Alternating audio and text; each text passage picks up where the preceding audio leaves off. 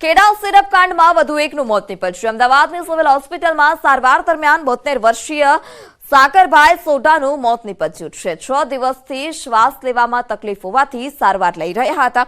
Kheda syrup કાંડમાં અત્યાર સુધી 7 લોકોના મોત નીપજી ચૂક્યા છે। સિરપ કાંડના 3 લોકો સિવિલ હોસ્પિટલમાં સારવાર હેઠળ છે, જેમાંથી 2ના મોત નીપજ્યા। અન્ય એક વ્યક્તિ સ્વસ્થ થતા ડિસ્ચાર્જ કરવામાં આવ્યો।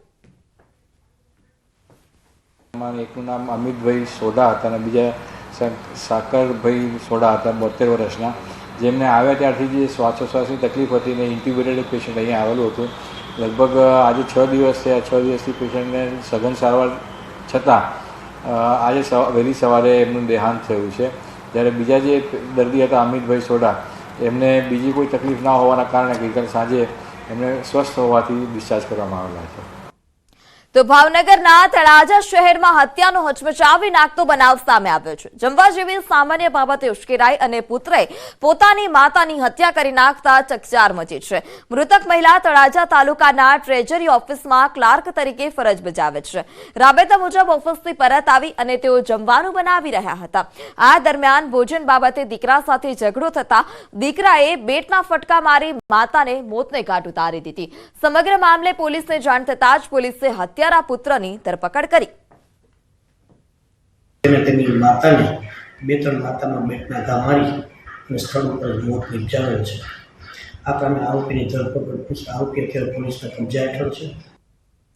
કડી એપીએમસીની ચૂંટણીનું પરિણામ જાહેર। ખેડૂત પેનલની તમામ 10 બેઠક પર ભાજપ સમર્પિત ઉમેદવારોની જીત। પૂર્વ નાયબ મુખ્યમંત્રી નીતિન પટેલનું નિવેદન। કડી ભાજપમાં કોઈ વિખવાદ નથી, તે આ પરિણામ દર્શાવે છે। કડી એપીએમસીમાં 39 વર્ષથી ભાજપ જીતતું આવ્યું છે। તમામ ઉમેદવારોને 98%થી મત મળ્યા। સાબરકાંઠામાં હિંમતનગરના ગ્રામ્ય વિસ્તારોમાં સૂર્યોદય યોજનાનો ફિયાસ્કો થતો હોય તેવો તાલ સર્જાયો છે। અહીંના ખેડૂતોને દિવસ દરમિયાન લાઇટ અપાતી નથી। રાત્રે અપાતી લાઇટ પણ નિયમ પ્રમાણે 8 કલાક નથી આપવામાં આવતી, જેને લઈ ખેડૂતો હવે રોષે ભરાયા છે। ખેડૂતોને થઈ રહેલી હાલાકીને લઈ 10 થી 12 ગામના ખેડૂતોએ હિંમતનગર ગામભોઈ વીજ કચેરી ખાતે આવેદનપત્ર આપી રજૂઆત કરી। ખેડૂતોને દિવસે વીજળી ન મળતા ભારે હાલાકી થઈ રહી છે।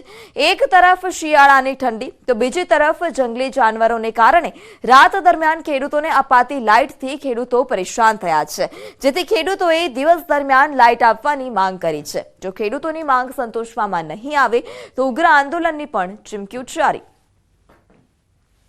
જંગલી ભૂંડ અને જાનવરોનો ત્રાસ વધુ હોય છે ડુંગરાળ વિસ્તાર અંદર, તો આ બધી સમસ્યાઓના કારણે આજે અમે રજૂઆત કરવા આવ્યા છે અને અમે દિવસે વીજળી મળે એના માટે આજે ખાસ રજૂઆત કરી છે। ખેડૂત રાત્રે 12 વાગે કઈ રીતે જઈ શકે ખેતરની અંદર?